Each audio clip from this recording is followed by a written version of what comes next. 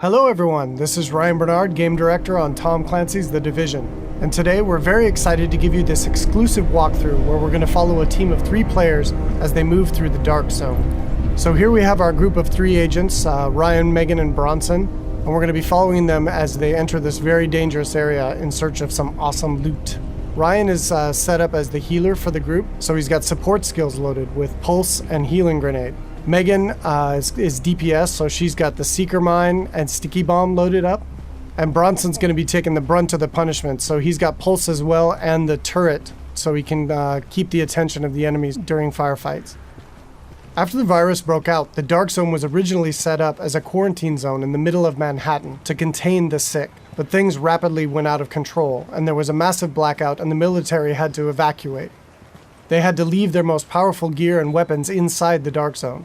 So this loot is extremely valuable to you as a player. But this also means that it's the most dangerous place in the game.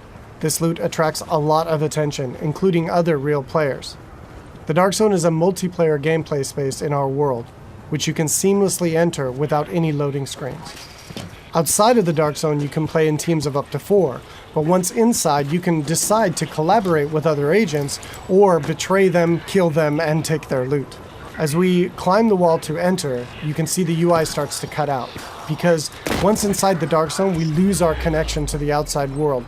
And this area is highly contaminated, so we can see the players put on their masks to protect themselves from the virus, and then they're set to go.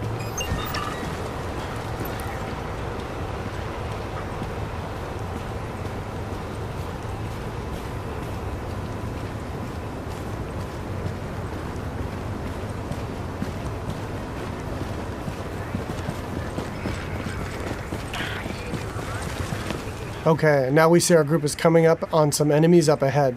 As we get closer, we can see that these are actually part of the Rikers faction. And this is a group of convicts which, after the virus broke out, escaped the prison and have flooded into Manhattan to take advantage of the chaos. Here we can see Megan does a pulse, which gives the group information about what enemy types and levels that they'll be facing. And then we can engage.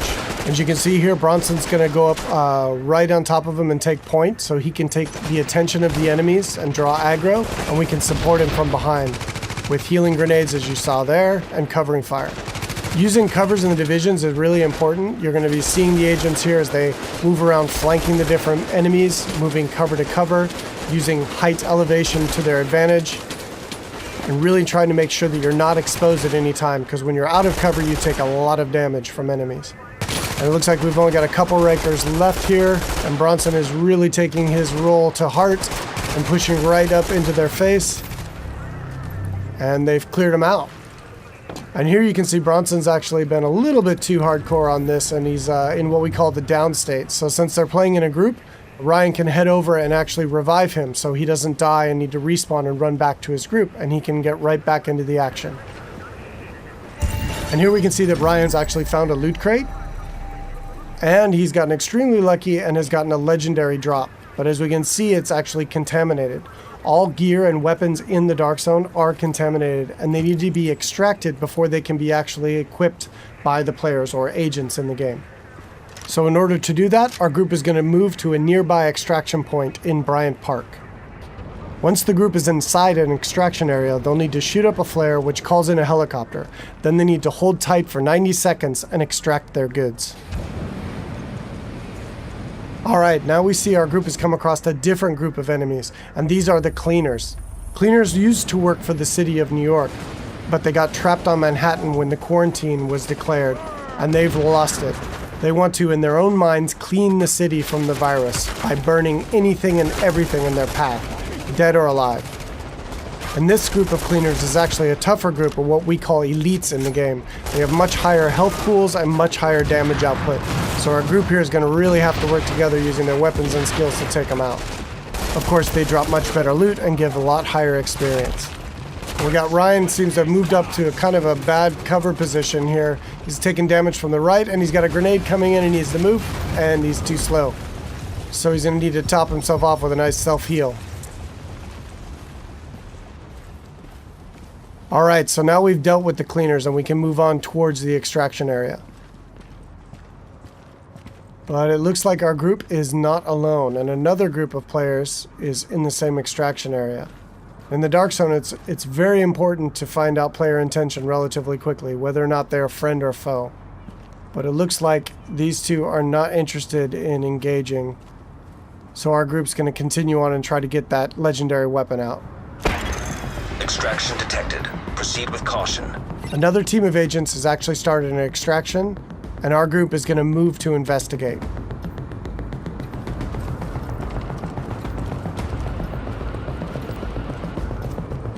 And as they come around, we do indeed see that an extraction is taking place, and they got about a minute left on their timer before the helicopter shows up.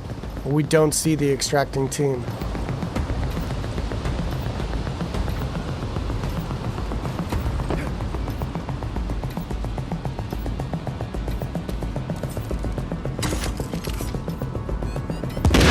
Oh, here we see that the extracting team actually got the jump on our group, and Bronson's been quickly down. And since they engaged on us, they have now been flagged as rogue, which puts a big bounty on their back for a certain period of time. Luckily, Bronson was able to make it back to our group, and we were able to quickly revive him and get him back up into the fight. And now we've got some PvP chaos happening. And here we see Ryan throws out another healing grenade to heal up both of his teammates as they're flanking around to the left to try to get better position on these rogue agents.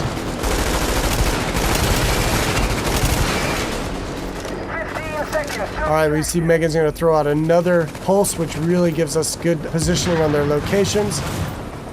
And here we can see another downside to going rogue in the Dark Zone. They have attracted another group of players, which is helping us take down this rogue group. And there we go. And of course, when you die in the Dark Zone, you drop any contaminated gear that you're currently carrying. It looks like the two groups now can divvy up the goods that they got from this rogue group. It looks like they've decided to just take out the new players and take all of the loot for themselves.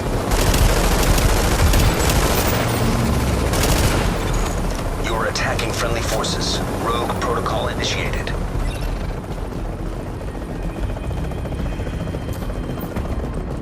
So now in order to secure this loot, to make sure it's theirs, they need to complete an extraction. So now our team has 90 seconds to control this area and to stay alive to get their loot out when the helicopter arrives. And you can see them fanning out into good cover positions here in case any other players come into the area or those groups that we engaged come back.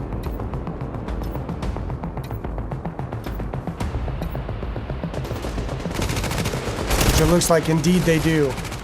But now we're set up in really good positions here to be able to take them out. Bronson and Megan are laying down damage from the front line, and Ryan is supporting from behind. And again, it's really important in the game to make sure that you're always in cover whenever possible, and that you're not being flanked by any enemies.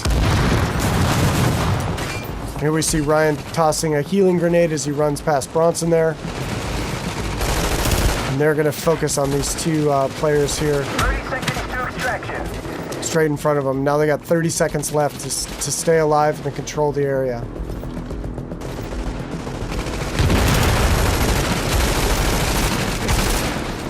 And that was some nice coordination there. It looks like a double kill coming off.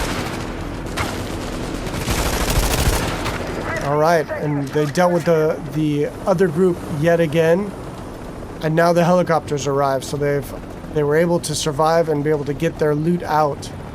And we'll head back to their base of operations.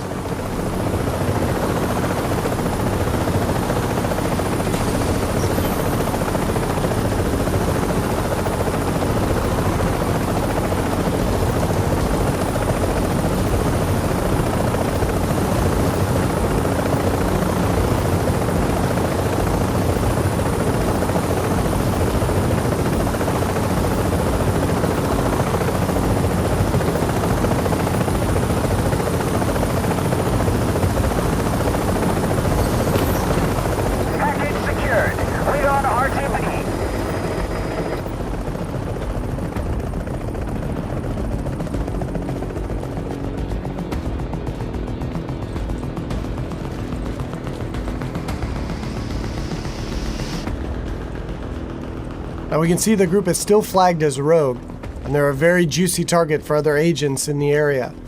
So they really should leave this area quickly and decide where to head out to next.